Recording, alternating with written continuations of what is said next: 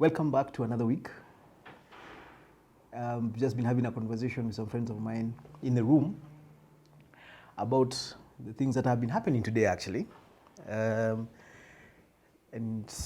it's interesting. So earlier in the day today, I had a meeting with some colleagues of mine, 12th Parliament. We went to Karen.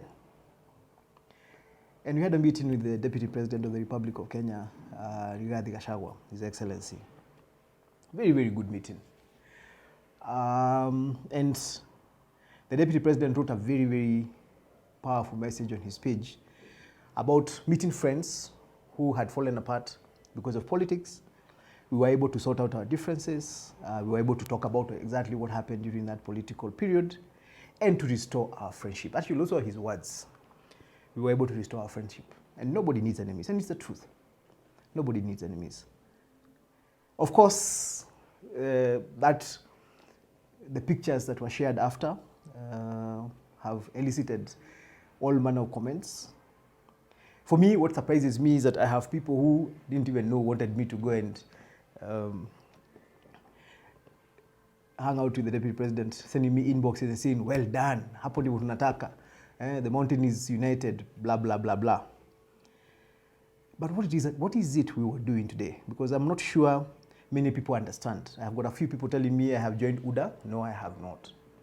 I am still in Jubilee. And that is important to put on record. And we went to see the Deputy President of the Republic of Kenya. Note my emphasis on the title, as Jubilee. There's something people don't understand. We have two entities that operate in the political space. One is government, the other one is political parties.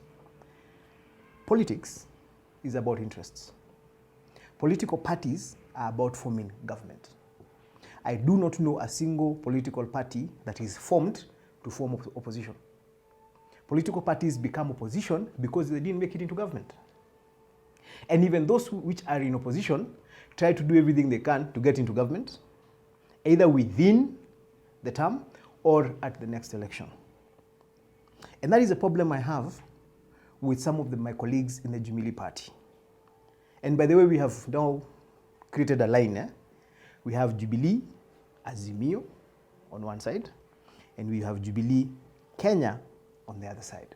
And if you want to understand how those two parties are, how those two factions operate, Jubilee-Azimio, of course, are the people who are still in Azimio.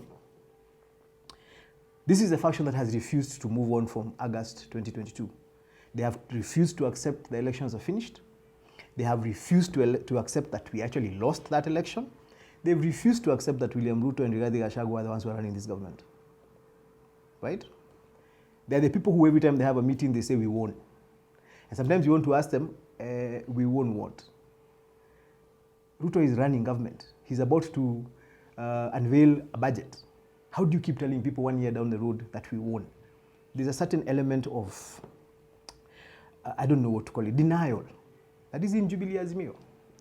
Jubilee-Kenya, which is now the team that are actually going to see the Deputy President, are the people who first accept we lost. Second, accept that there's a new government in place. Third, accept that this government is run by William Ruto and Rigathi. These are the facts. This particular faction is looking at the future of the Jubilee Party. Jubilee-Azimio is stuck in the past. They have been completely unable to move from the past. And I mean, it's just unfortunate. And one of the things I said last week, and I want to repeat it again, is that in coming days, we are actually going to go to the membership, the grassroots membership of the Jubilee Party in the counties. We will call a meeting and we will ask those people to tell us where they want to be. Do they want to be in Jubilee-Azimio? Do they want to be in Jubilee-Kenya? Do they want to be led by a group that is stuck in the past? Or do they want to be led by a team that is looking into the future? And let me tell you something very interesting before I go into my main message for today. The only thing that Jubilee-Azimio has, the only thing that they have that make them noticeable, that give them some element of newsworthiness, is that the party leader, Uhuru Kenyatta, is associated with them. Once you remove Uhuru Kenyatta from Jubilee-Azimio, that party stands for nothing. They have no vision, they have no capacity to take us anywhere. The only thing, every time they stand up, the only thing I hear them saying, we won the last election. We want to, these people, we don't recognize this particular government. And I'm like, boss, whether you recognize them or not, they're actually the government. And because I know our former president, kuna pali tu atafika atawacha kwa mataa. Na kiwacha kwa mataa, I don't know what they're going to be left with. So if I was them, I would start trying to figure out, because Uhuru is not going to be party leader of Jubilee Party for a long time. One way or the other, he's going to leave. It could be today, it could be in a year, but he will leave the party leadership of the Jubilee Party because he really cannot continue being the party leader of Jubilee. That's the point I think we all agree. Even he himself said that he's going to hand over the party to the next generation of leaders. So he's going to leave. Jubilee-Kenya is trying to prepare for a Jubilee without Uhuru Kenyatta. And I know there's a certain kamadharau. People are saying, oh, no, these people cannot lead us. If they can't lead us, you step up and you come and try and lead the party if you think you can lead it. But come with a vision to where we want to go. But let me remind people something I said earlier in this conversation. There is no political party that exists that goes into an election to be an opposition. Today, we have leaders of the Jubilee-Azimio faction insisting that we are in Azimio. Everywhere they go, they say Jubilee is in Azimio. What they will not tell us is that the last 5 elections that Raila has participated in, the first, he has been in different formations. I can bet money that by 2027, if Raila is running again, he will not run on an Azimio ticket. He'll cobble up something else. That's what he has done every election. So the question is, why would you continue insisting you're in Azimio when Raila himself is going to leave? Because I assure you he's going to leave Azimio. Right now, Raila is negotiating with William Ruto through the bipartisan dialogue. You call it whatever you want, it's a negotiation. So what I want to ask someone is, if Raila and Ruto agree today, do you think ODM is going to continue being in the opposition? They'll not be in the opposition. They'll leave. If Kalonzo and Ruto agree today, Wiper will leave the opposition, right? So why would you continue insisting you want to stay in opposition? See, even you start negotiating. Because this is not personal. Yes, we did not want William Ruto to become the president. People of Kenya decided that they want him to be president. And we are a democratic country, so we have to recognize that fact. So what we need to ask ourselves is, so how do we, because we can't implement anything as opposition.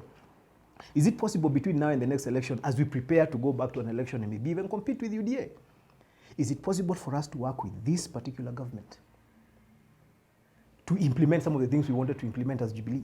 What if they listened to us? What if they told us, yes, kujeni na vile mnataka, tupangane tuone kama tutafanya? Would we refuse? Would we continue insisting that no, we want to be in opposition? So yes, for example, right now, there's a problem of the cost of living.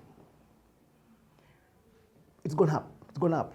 We're having a serious financial challenge as a country. So what if UDA or Kenya Kwanza government invited us as Jubilee to sit with them and come and try and figure out a solution? Would we say no? Because we're in opposition. Those are the questions we need to ask ourselves. We can't continue insisting, no, we're in opposition, we're in opposition. No, we are in this country to try and help this country move forward. And sometimes that might actually require us to work with the government. Other times it will require us to criticize the government. But it can't be that the only thing we do is criticize the government. If an opportunity arises where we can actually work in partnership with the government, we work with the government, right? And let me finish by saying this. This thing called government, I would want you to tell me what government is. Point to me what a government is. We have government buildings, we have government cars, we have government officials, right? Political parties compete so that you get into power, so that you can influence government, so that you can implement your manifesto or what you believe or your view, right? So if Kenya Kwanza won this election and now they are influencing government and they're running government, and we as Jubilee did not win, but we get an opportunity to be able to influence this government, why would we refuse to take it? If, for example, the Deputy President of the Republic of Kenya, by the way, is willing to listen to us as Jubilee and ask us to share our ideas and to help and to support what the government is doing, why would we refuse? Why would we refuse to work with them? If what we are doing is for the benefit of Kenya. Why would we want to continue undermining a government that is actually willing to work with us? If they are willing to work with us. If they have refused to work with us, that's one thing.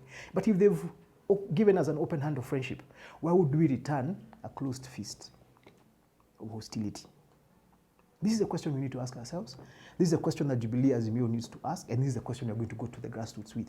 We're going to be asking the individuals at the grassroots level who are members of Jubilee, and we have members across the country. We will go there, we will ask them, do you guys want us to work with this government if you get a chance? Or do you want us to fight with this government every single day?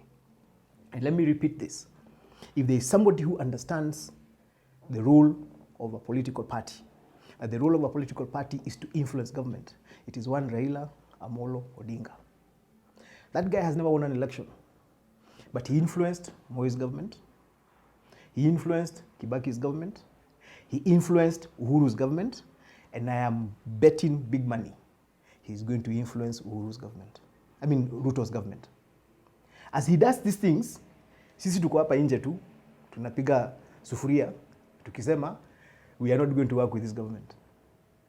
Raila is going to walk out of this Azimio, go and work with President Ruto, and leave us beating sufurias. We look foolish. So this is what we are doing as a leadership, because we're also part of the leadership of Jubilee. Let me tell you, we are. We have paid, literally, blood, sweat, and tears for the Jubilee Party. We're not coming out of it.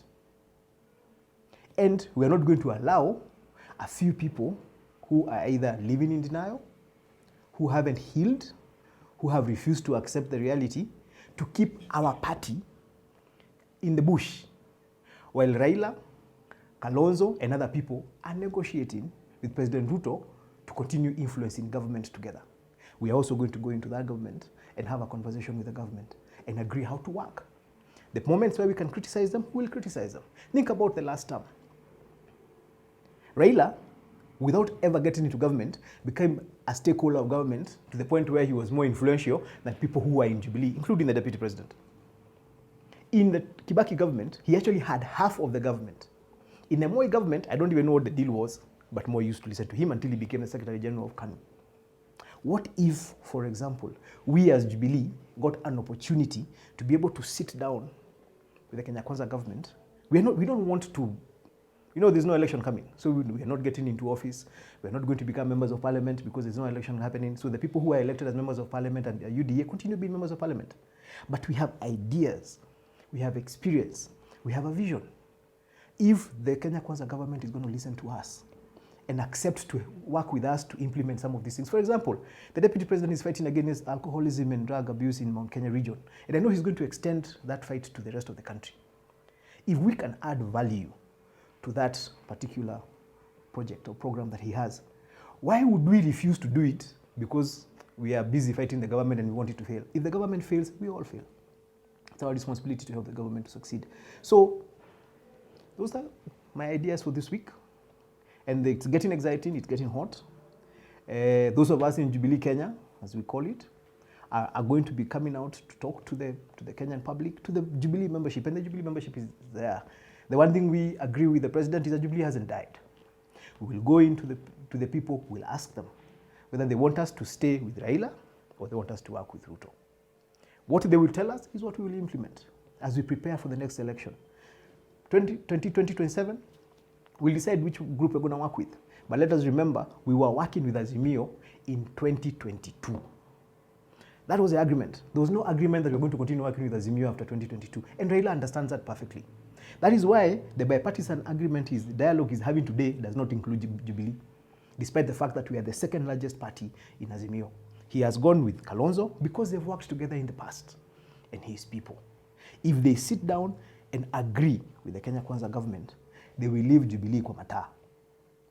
So can we also get smart? Can we start preparing ourselves and go into this government? I would want President William Ruto to succeed. I didn't vote for him. But if he fails, even my business, Rware, where you come and take good chai and mandazi and chapati and nyama choma, would fail. I don't want my business to struggle because somebody is undermining the government. I want the government to succeed so that my business can succeed. You want the government to succeed so that your job can succeed. So let's do everything we can to make this government succeed. That is what I would call. That's what I would ask all of us to do. Anyway, there you are. Karibuni kama kawaida. Rware Central is very, very happy to host you, your conferences, your lunches, your birthdays. We even had a guy who came and proposed to his fiancée a few weeks back, and she actually accepted. So hapa tu tunafanya kazi. So karibuni sana. God bless you. God bless Kenya. Thank you.